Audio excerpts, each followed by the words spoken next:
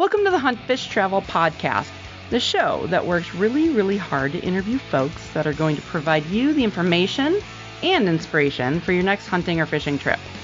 I am your hostess, Carrie Z. Before we jump into the show, I'd like to remind you that Spy Point is the show's biggest sponsor.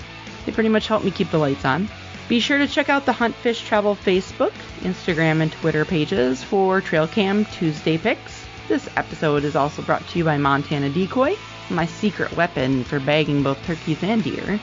Check them out at montanadecoy.com. And, of course, by Cabela's. Check out huntfishtravel.com/huntingcabela's for a list of all the products that I've purchased to use this year. New this year is the swag I have for sale. How you can get your hands on a free t-shirt? Well, I'm so glad you asked. If you're listening on an Apple device, just go to Apple Podcasts, it used to be iTunes, and leave a 5-star review. At the end of each month, I'll draw a random winner from all the reviews for that month and send off a t-shirt. And just remember to sign up for the newsletter that I pretty much, never send out, because I'll be choosing monthly winners from that list as well. So, really easy ways to get your hand on a t-shirt. You can always buy one too. You can go to huntfishtravel.com, go to merch. But you can always win one. So, there's that. All right. Now that the business is out of the way, on to the interview. Welcome to the Hunt, Fish, Travel podcast. I am your hostess, Carrie Z. We have a fellow huntress on the line she's making moves, and her company is kicking ass right now. Very impressive. I'd like to welcome to the show, Raylene Proto. You're very welcome. I am not kidding. And people know I do not give out compliments like willy-nilly. So, Raylene Proto thank you. of Ditale Outdoors. Welcome to the show. Thanks for having me. Yeah, I'm really excited. We met this last weekend. Well, I don't know. This is going to air in like 3 weeks. So we met a few weekends ago at the Open Season Sportsman's Expo. We'll set the stage right for everyone.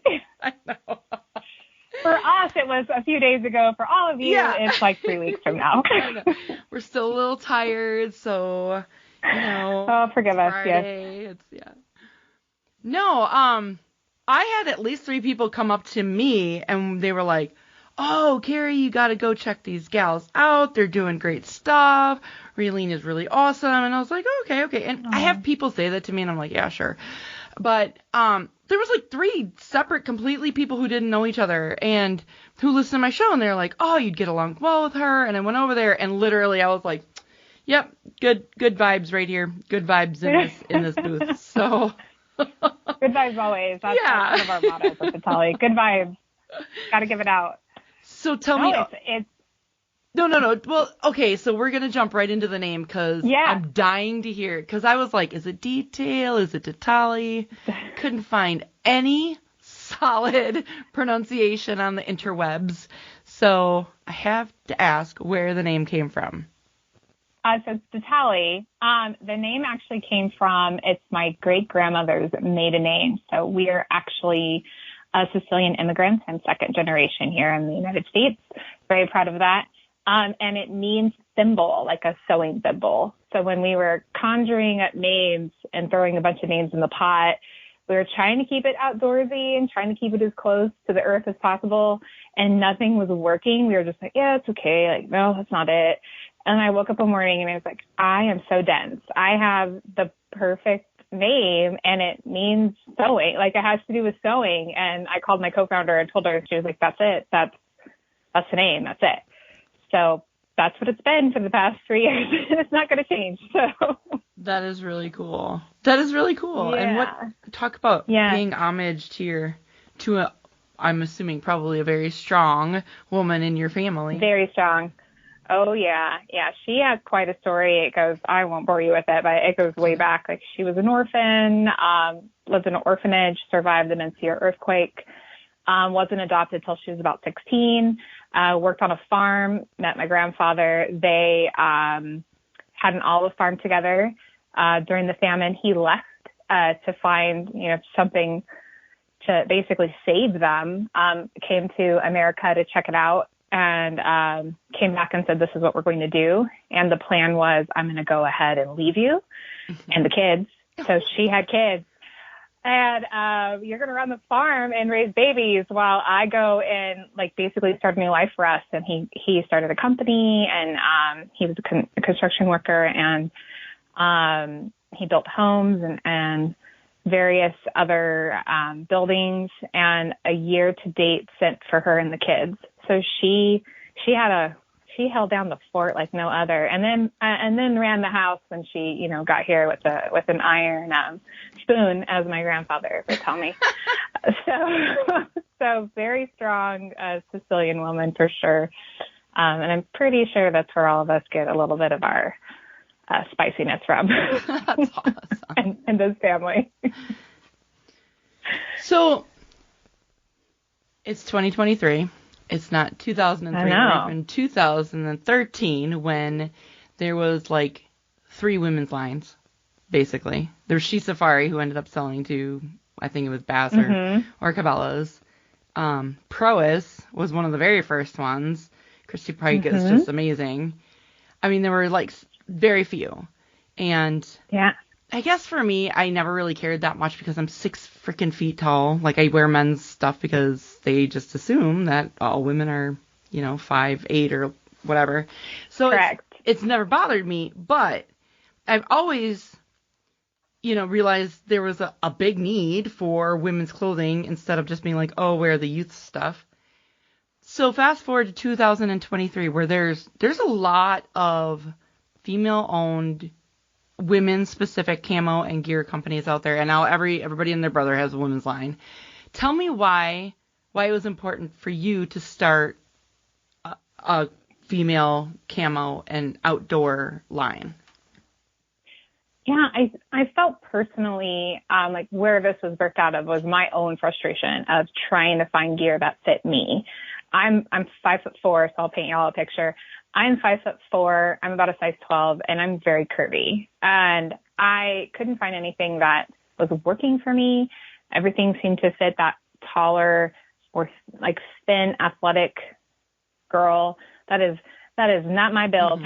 Right. whatsoever. Seriously, Yeah, seriously. And I really needed the year that I decided that this is what I was going to start this company. I really needed gear that was going to work because I pulled a tag in an area that was really rough, and I knew I was going to get after it. And like everything I currently have is a hodgepodge of like my dad's old stuff. That's really not going to work for me. The hand-me-down dad thing, we all know how that is. And then it was, taking the trip to Bass Pro or wherever else I could order something online and getting it to come in and trying everything on. I was like, this is ridiculous. Like, why can't I find anything? So I, once again, like hodgepodged everything back together and like got out in the field to, fill up my tag. But I was still frustrated and nothing moved the way I needed it to move. Nothing fit over my hips. I'm curvy. I need a little bit extra room in my hip area, and I'm short. So, everything was long on me, and I was like, how come there isn't something that is fulfilling this, this need? I'm not in Alaska every single day, as much as I would love to be. I can't hunt every single day like a lot of these ladies can, that a lot of this gear is built for. I'm like, I am your everyday mom. I'm a lawyer. I work my butt off and I get out when I can. But like, how come? Like, there's nothing that's like filling this gap. So we really went out into the community, our own community, and started speaking to other women and saw this little niche that wasn't really being hit, and got a lot of customer feedback, basically, which we called a customer discovery at Ditale, on what was missing. And I took all this information and basically was like, there needs to be something else.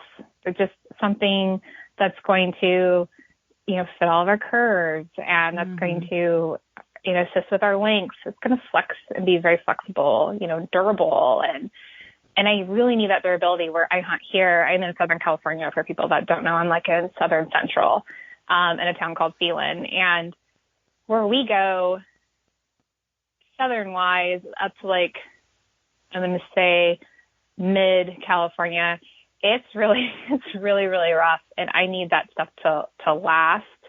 And I also need it to, fit me well. I don't want to be pulling up my pants every 5 seconds or having to worry about my belt. I want to be able to concentrate on what I'm there to concentrate on, to ensure I'm, getting a clean shot, that I'm not putting myself in danger or anyone else that I'm hunting with, and it's just such a distraction to have to sit there and worry about your clothes. I couldn't agree more. I have the opposite problem. I'm curvy, but I'm very tall. So they just, most lions assume that you are, like I said, 5'10" or below. And I mean, we've met and you've got some hips, and yep. Everybody just assumes that if you're 5'2" or 5'4" or 5'6", that you're a size 0. Really petite. Yeah. No, not. Right? That you have no boobs and you have no butt. And yeah, for some reason, yeah, I know. Well, and especially even, I mean, that might be the case like when you're 15, but as you get older. Definitely was not the case even when I was 15, I can tell you that. Well, that's really cool, though. It's really cool. And it is kind of interesting when you look at the different women's lines, even the man-owned camo companies like Badlands or whoever, It is very much still a very, I don't know, I'm probably going to get a bunch of stupid emails about this, but it's still very that much that, like, if you are hunting, you must be in the best shape of your life, and, you don't have a big booty Judy or, whatever. It just doesn't fit. I don't know. I mean, yeah, I'm in pretty good shape. Like I do, work out on a daily. I don't CrossFit or do anything crazy. I take good care of myself because I know what I'm going to be doing the rest of this year. So even in off season, I'm still, counting my calories and watching what I eat and work out really hard because I know what I'm going to be doing this fall. I know that. Right. And there's nothing like packing it on and trying to get it off. It's like the worst thing ever. So it's like, just maintain what you have, and like, you'll be good. But like, I'm average, and there's nothing wrong with being average. So why can't we have things that fit that, or fit hips? Like we are the only hunting apparel company out there that has a regular and a curvy fit. So if you need the curvy, like it fits in your waist, and then you get an extra couple inches in your hip and your bum, like I'm a medium curvy, I could paint a picture. And that's, our ladies love that. And if you're an in-between size, there was a moment where I was in between a 12 and a 14, and I, sized up into a regular, and it fit fine.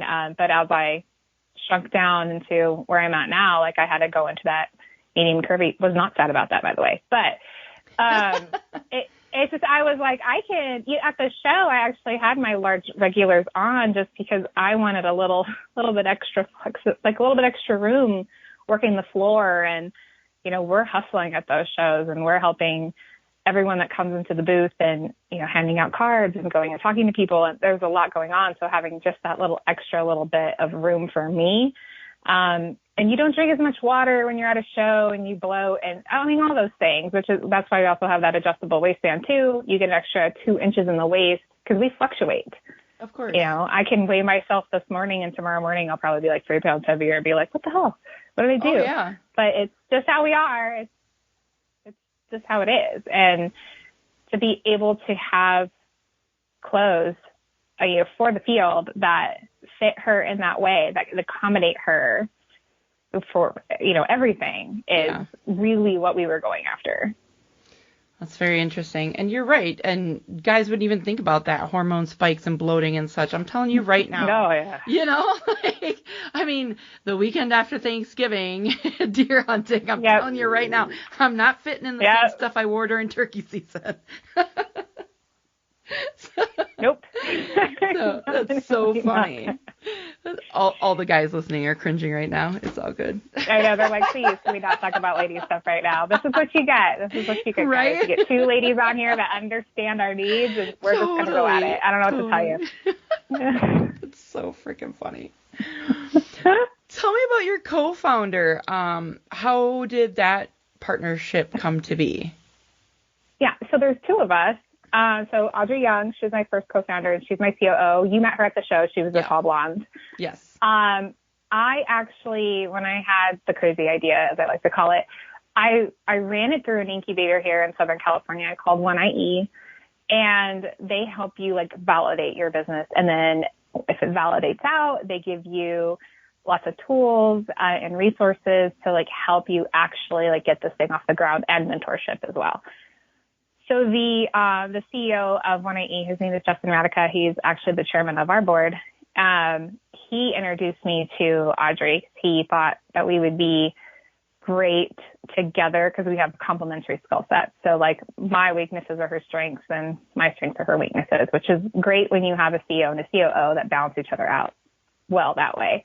And she's also outdoorsy. She doesn't hunt yet. I'm going to get her there. But she did take her hunter safety. So she's like rocking and rolling with that. I'm like, I'm going to get you out this season. But she is, she's a hiker, a backpacker. She camps a lot. She's always on a trail with her kids. And she even was like, I even have problems with, in this area. Yeah. And she was like, really? Like hunting? Okay. Well, like, let me see your customer discovery. So I was like, well, here's all my data. And she looked at all of it and was like, okay, yeah, no, I want to do this. I want to be a part of this, and I want to help, open up this door for women in the outdoors and give them, what they need. And then together we found Summer Meyer, who's our CDO, and she is actually our technical apparel designer. Mm-hmm. And so she takes all of that information and makes the magic happen, as we call it. Neat. So yeah, the three of us together. Very, very cool. I'd like to ask you about your camo choice. I see you are using, is that True Timber? It's got to be True Timber. Yeah. Yeah.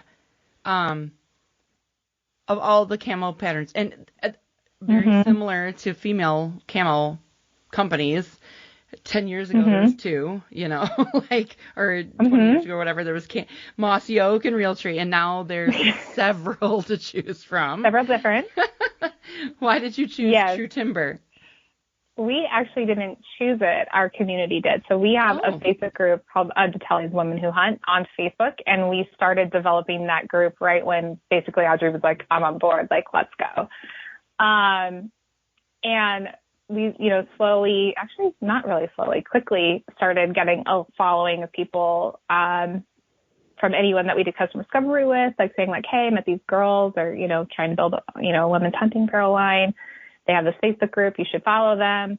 So we had like a good number of ladies, but we went through all the camo possibilities, really. And we're like, well, we can't make this decision. Like I'll probably be wearing it. You'll probably be wearing it, but we're not serving ourselves. We're serving our community. And we left it up to a vote, believe it or not. We broke it down into a few. We labeled them A, B, C, D, and we put them up in the community and said, which one would you like? We didn't say what they were, who they were. We just said, here's patterns. And that was the vote. So very, very that's cool. why we have that. Yeah. I'm a really big fan. I mean, most of my stuff is Realtree because I've worked with them in the past, but I think their HTC green and their Strata, both camo patterns, are fantastic. Absolutely fabulous. So they're really good. Cool. And they've been great partners with us too. They've been fantastic partners and have treated us very well and have helped us in a lot of ways. And we do have a solid juniper green, which if everyone's like, what color is juniper green? OD green, that should help you.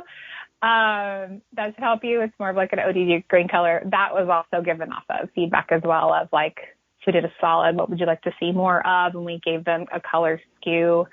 And the green is where we started. But this fall, we will have a drop of more solids. So that's really exciting. Very cool. Very, very cool. All right. Now that we have talked about the company, I'd like to segue into... Got that out of the way. Well, it's neat because I don't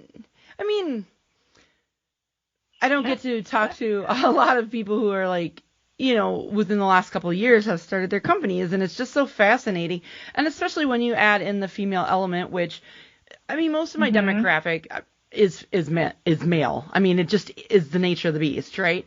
So a lot of times I don't get to talk to female-owned companies or people who are really making moves in the hunting industry, which is so slow to respond to anything, much less a female, oriented company. So super fun. It's a treat for me. Yes. I'm glad. It's fun for me too. I have only done, I think, one other podcast with a woman, so this is really fun. There's not a lot of us out there. There's not too many voices really, but there needs to be more. Everybody knows, I think everybody should have a podcast, and I have helped so many people launch their podcast. I know. I got told last week, they're like, you should have a podcast. I'm like, oh, this is all, if you just saw my load right now, I know. I would love to do it, trust me. But man, it's probably like, let's get us a little bit further than where we are, where I can actually hand off some of my responsibilities to somebody else in the company, and then I'll be like, hey, marketing, let's do a podcast. Right. So yeah, totally. Well, because when did you actually like pull the trigger and launch the company itself?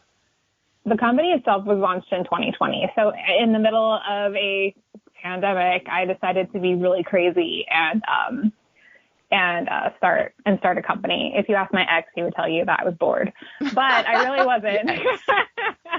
There's a reason he's an ex. Yeah. Right? Keep up, bro. Yeah, exactly. Yes, exactly. Yeah, so it really was like that year was the year that I pulled that tag, and I was like, oh man, I'm going to really need some gear. Yeah. And that's really where it all started like blossoming. And I was like, yeah, let's just go. Let's just do it. So we did it. Very cool. So the state and species that you have mentioned that you love to hunt are Pacific hybrid deer. And shame on me for not Googling it ahead of time, but maybe. You're fine. I got some education for you, don't worry. All right. Good deal. I only know about like blacktail or Sika or what, like. Yeah, so they are a cross between a mule deer and a blacktail deer. Okay. So that's their that's basically what they are. They are located more so like coastal California, inland, which is where I am, and then on the borders of Nevada and California, which there's an area there that I hunt for them as well. They're not very big, which people are kind of shocked because everyone's used to kind of like that Colorado like mule deer. They maybe weigh anywhere between like 100 and 150 pounds, and they're like 150 to 175 pounds. I think my guy was about 155, 160, somewhere around there. Their racks aren't very big either. They kind of more look like fork and horn 3x3 kind of situation. So they don't, if you have one like that, which I do, like you got a big boy, like that's a big guy.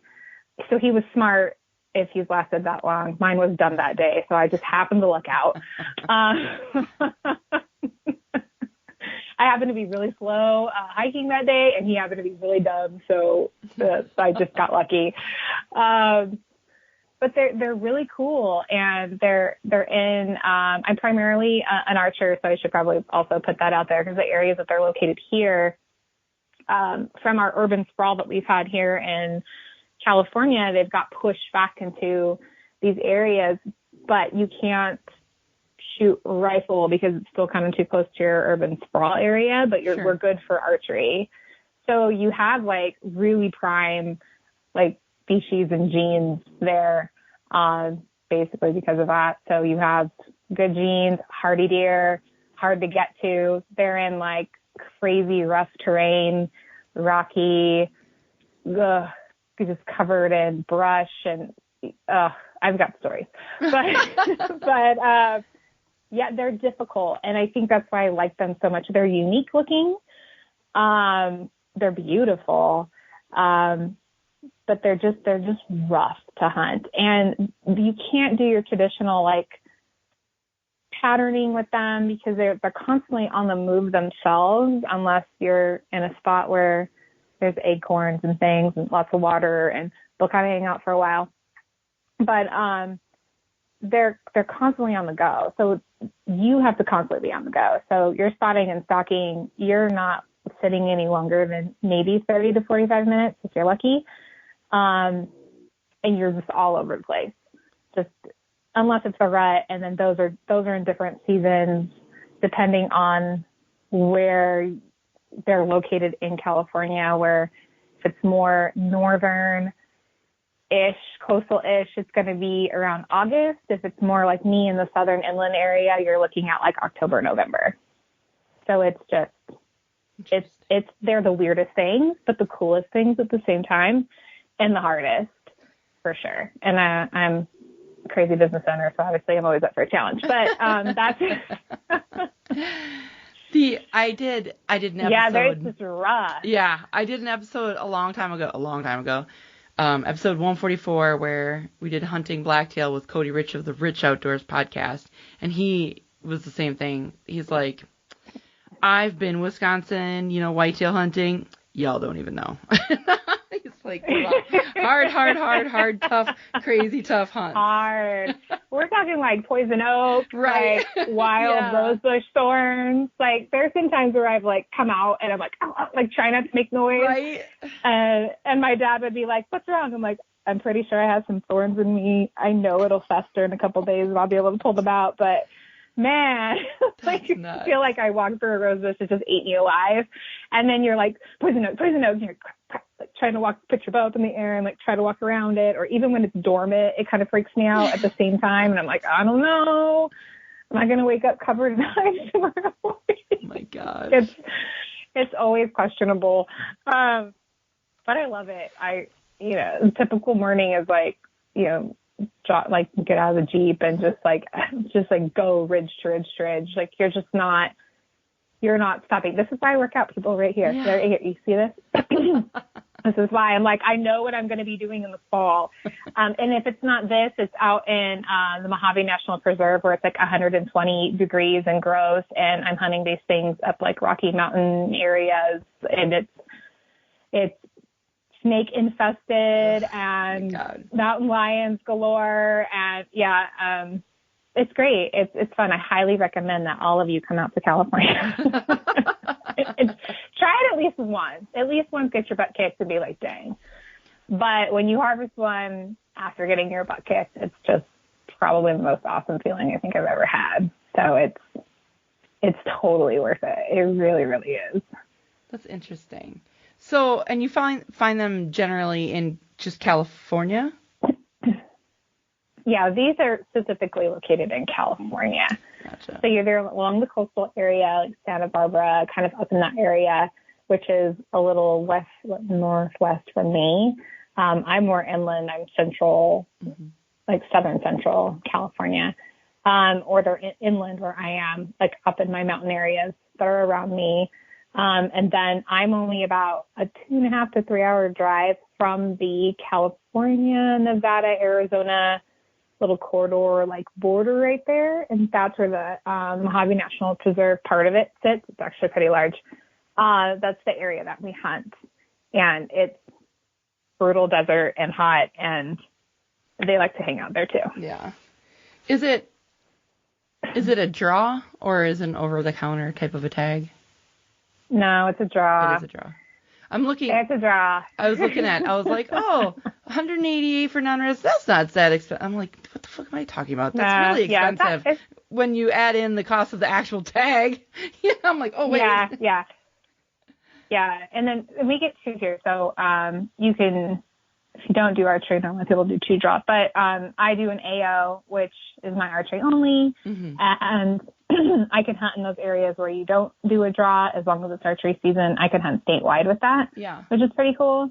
And then there are the draw areas. This year I am banking on Bridgeport like no other. Come on, Bridgeport. But that's every year, so people know, and I haven't had luck in a while. That's hilarious.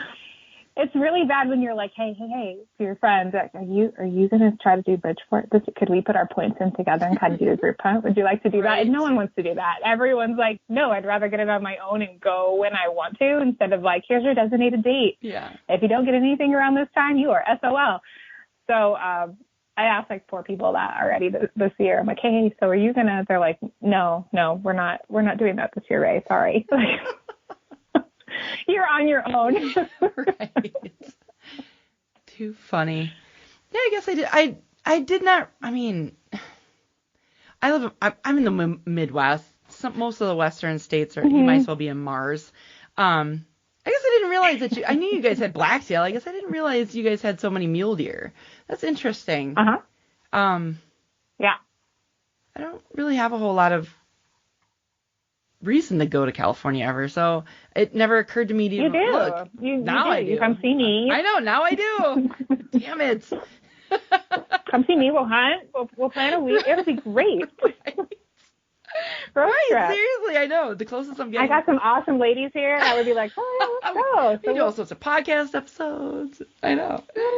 Yeah, they'll be like, any excuse to not be around the house. Yes. Right, totally. Let's go. Too funny. That's super cool. Very, very, very cool. Yeah, I'm doing mule deer in New Mexico this year. Maybe next year will be California. We'll see.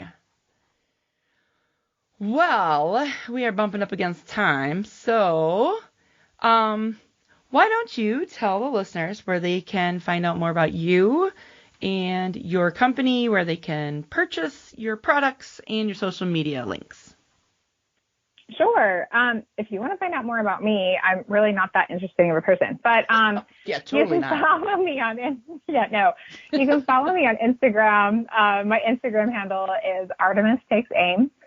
If you'd like to follow Ditale, you can follow us at Ditale. That's DITALE Outdoors, and you can shop us at DitaleOutdoors.com. Excellent. And I will, of course, link to all these in the show notes when this airs in 4 weeks. Oh, God, I'm so far out. I lined up so many damn interviews from this expo. That's good, though. I know, because sometimes it's feast or famine. It's either I'm doing, like I've done 3 interviews today alone. Either I'm doing 20 interviews in a week or I can't find anybody for 20 days. It's craziness. So this will go live in a couple of weeks. I will tag you on social media and send you an email with the links. So, cool. Thank you so much for taking the time out of your day and coming on. Thank you so much. This was really cool. Absolutely, anytime, really.